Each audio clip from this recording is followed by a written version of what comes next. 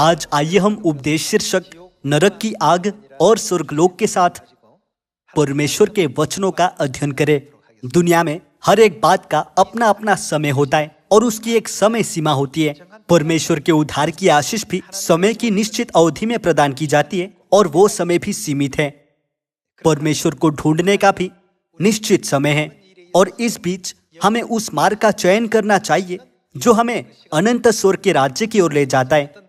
इसीलिए हमें चाहिए कि हम इस सीमित समय को कभी भी अपने पास से गुजरने न दें। आइए हम 2 थिस्सलुनीकियों अध्याय 1 आयत 6 देखें। क्योंकि परमेश्वर के निकट यो न्याय है कि जो तुम्हें क्लेश देते उन्हें बदले में क्लेश दे, और तुम्हें जो क्लेश पाते हो हमारे साथ चैन दे। उस समय जबकि प्रभु यीशु अपने सामर्थी दूतों के साथ धधकती हुई आग में स्वर्ग से प्रकट होगा, और जो परमेश्वर को नहीं पहचानते और हमारे प्रभु यीशु के सुसमाचार को नहीं मानते उनसे पलटा लेगा। वे प्रभु के सामने से और उसकी शक्ति के तेज से दूर होकर अनंत विनाश का दंड पाएंगे। यह उस दिन होगा जब वो अपने पवित्र लोगों में महिमा पाने और सब विश्वास करने वालों में आश्चर्य का कारण होने को आएगा, क्योंकि तुमने हमारी गवाही पर विश्वास किया। न्याय के दिन में जब परमेश्वर धधकती हुई आग में स्वर्ग से प्रकट होंगे, तब जो परमेश्वर के वचनों को नहीं मानते और परमेश्वर को नहीं पहचानते वे सब न्याय का सामना करेंगे। इसलिए परमेश्वर कहते हैं, अपने पापमय जीवन से फिरो और मन फिराओ, अन्यथा तुम स्वर्ग में प्रवेश नहीं करोगे। परमेश्वर केवल अपने भविष्यद्वक्ताओं के द्वारा ही हमें नहीं सिखा रहे, परंतु वो हमें अपनी आदर्श रूपी शिक्षा देने के लिए इस पृथ्वी पर देह धारण होकर भी आए। क्या यह वो आदर्श नहीं जिसका स्वर्ग की आशा कर रही उनकी संतानों को अनुकरण करना चाहिए? आइए हम प्रेरित यूहन्ना के प्रकाशन के द्वारा कुछ आयतों पर एक नजर डालें जो नरक का वर्णन करती है। आइए हम प्रकाशित वाक्य अध्याय 19 आयत 19 देखें। फिर मैंने उस पशु और पृथ्वी के राजाओं और उनकी सेनाओं को उस घोड़े के सवार और उसकी सेना से लड़ने के लिए इकट्ठे देखा।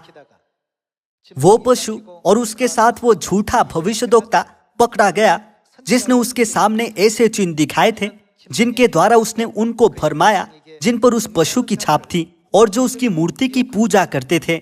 ये दोनों जीते जी उस आग की झील में जो गंधक से जलती है डाले गए।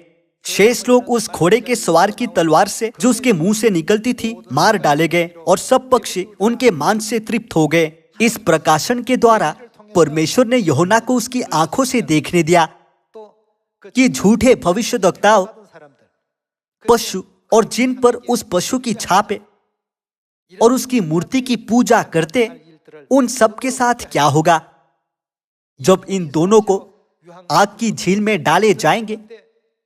तो उनकी पीड़ा का धुआं केवल कुछ ही समय की अवधि तक ही नहीं, लेकिन यह कहा गया है कि युगानुयुग उठता रहेगा। इसलिए परमेश्वर हमें बहुत से सबक के द्वारा सिखाते हैं कि चाहे हम किसी भी प्रकार की कठिनाइयों का सामना करें, हमें चाहिए कि हम कभी भी नरक न जाएं। स्वर्ग में पाप करने के बाद हमें इस पृथ्वी पर गिरा दिया गया। परमेश्वर प्रेरित यूहन्ना के द्वारा दिखाते हैं कि यदि हम पृथ्वी पर रहते समय पूरी तरह से पश्चाताप न करें तो स्वर्ग के अनंत राज्य में कभी भी प्रवेश नहीं कर सकेंगे। सिर्फ इसलिए क्योंकि पूरी दुनिया बुराई से भरी है और लोग अपने पापमय स्वभाव के अनुसार जीते, तो इसका मतलब यो नहीं कि हमें भी अपना जीवन वैसा जीना चाहिए जैसा वे जीते हैं। हमें चाहिए कि हम सबसे पहले इस बात का एहसास करें कि हम स्वर्ग से आए पापी हैं और स्वर्ग वापस जाने का मार्ग ढूंढे।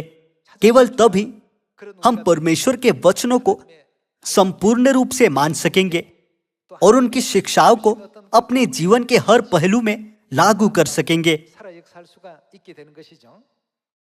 आइए हम मरकुस अध्याय 9 खोलें। मरकुस अध्याय 9 आयत 43। यदि तेरा हाथ तुझे ठोकर खिलाए तो उसे काट डाल। टुंडा होकर जीवन में प्रवेश करना तेरे लिए इससे भला है कि 2 हाथ रहते हुए नरक के बीच उस आग में डाला जाए जो कभी बुझने की नहीं। यहाँ क्या यीशु हमें ऐसी वर्णनात्मक कल्पना के माध्यम से नरक के दर्द के बारे में सिखा नहीं रहे? आयत 45। यदि तेरा पांव तुझे ठोकर खिलाए तो उसे काट डाल।